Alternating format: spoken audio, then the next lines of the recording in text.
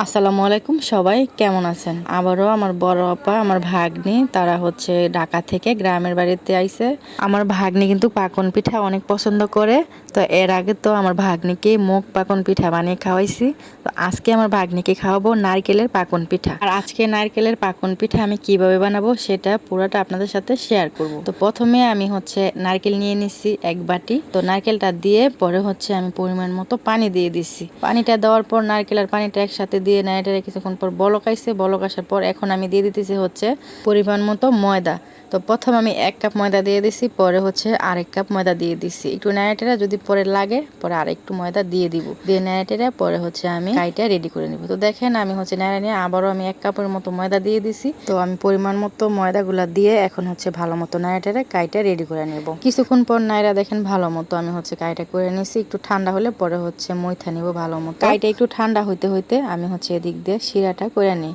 তো শিরার জন্য আমি একটা পাতিলা নিয়ে নিচ্ছি। চুলার উপর পাতিলাটা বসায় আমি দিয়ে দিলাম হচ্ছে 2 কাপের মতো চিনি আর দিয়ে দেব পরিমাণ মতো পানি।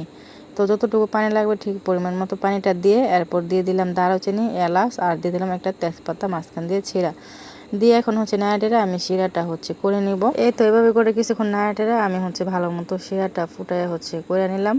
তো শিরাটা হয়ে গেছে, কিছুক্ষণের মধ্যে উঠাই ফেলবো। আর চিনির এই শিরাটা কিন্তু একটু পাতলা করে করতে হয়, বেশি ঘন হলে কিন্তু আবার পিঠার ভিতরে ঢুকতে চায় না, তাই আমি একটু পাতলা করে হচ্ছে শিরাটা করে নিছি। আর আজকে কিন্তু হচ্ছে শিরাটা করতেছি চিনি দিয়ে, যেহেতু আজকে নারকেলের পাকন পিঠা বানাতেছি তাই আজকে চিনির শিরাটা করে নিলাম। তারপর এই তো কাইটা আমি মইথা ভালো মতো রেডি করে নিছি। এখনই পিঠাটা বানিয়ে নিব। তো দেখেন পিঠা বানানো কিন্তু শুরু করে দিছি। প্রথমে অল্প একটু কাই নিয়ে আমি হচ্ছে ভালো মতো ডইলা নিতেছি, এটা দিয়ে একটা রুটি বানাবো তাই।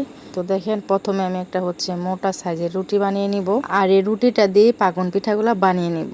তো আমি কিন্তু এর আগে একবার হচ্ছে নারকেলের পাকন পিঠা খাইছি, তার জন্য হচ্ছে আবারও আজকে বানাইতেছি। আমার কাছে নারকেলের পাকন পিঠাটাও ভালো লাগে, তাই তো প্রথমে একটা রুটি বানিয়ে নিছি। আর রুটিটা দেখেন কতটা মোটা রাখছি আমি। তো এই রুটিটার মধ্যে হচ্ছে আমি একটা কাঁটা চামচ দিয়ে একটু ফুটা করে নিব।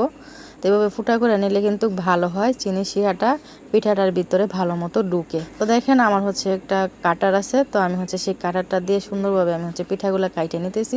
এই কাটা দিয়ে বানাইতে হবে তা কিন্তু না, ছুরি দিয়ে কাইটে কিন্তু অনেক সুন্দরভাবে হচ্ছে পিঠাগুলা বানিয়ে নেওয়া যায়। তো আমার কাছে কাটার ছিল তাই আমি হচ্ছে কাটার দিয়ে আজকে হচ্ছে পিঠাগুলা বানিয়ে নিতেছি। কিছু পিঠা বানিয়ে নিয়েছি, তো আরেকটা রুটিও বেলে নিতেছি। তো এইভাবে করে সবগুলা পিঠা আমি হচ্ছে বানিয়ে নিব।